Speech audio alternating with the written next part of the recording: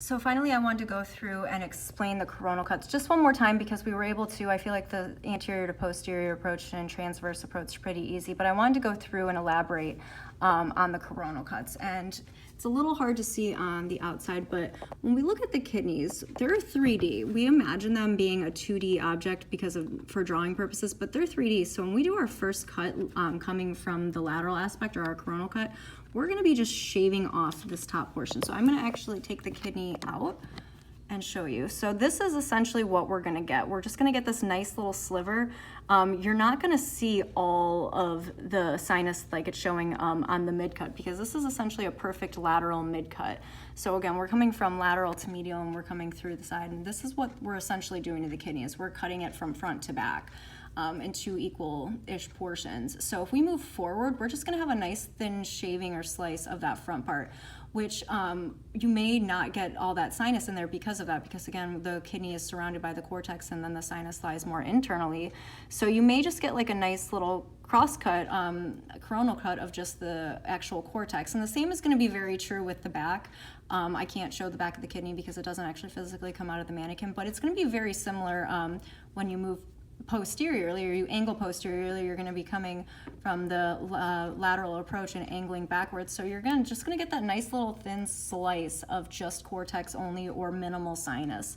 So again, this is what a nice little coronal cut is going to look like.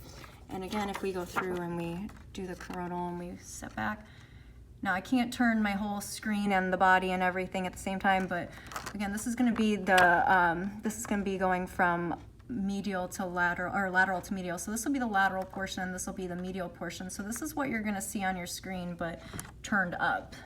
So again, when we see it, we're going to turn the actual probe and it turns different than it would on the screen. But this is essentially what you're going to see, and this is why. Now when we go through and we do our lateral or our anterior cuts from the lateral approach, again, you're just going to have a nice thin slice of mostly cortex because the sinus is more prominent in the mid portion of the kidney.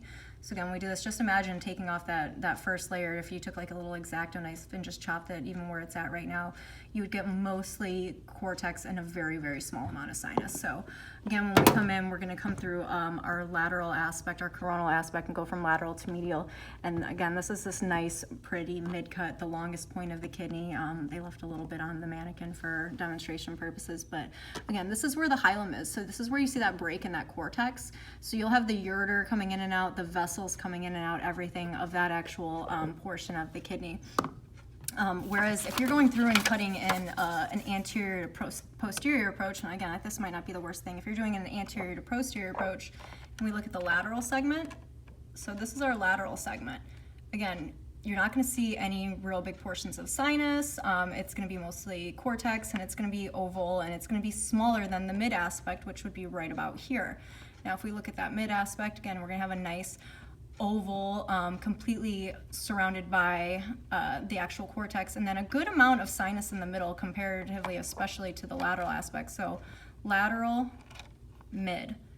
And again, I can't really get rid of this part, but if we just look at the portion closest to the line, that's going to be very similar to what our image is going to look like. So again, we're going to have a nice pretty ring of the actual cortex going all the way around, and then a good chunk of sinus in the middle. And then when we move to the medial aspect, here is really nice too, because you can see that break in the cortex right here.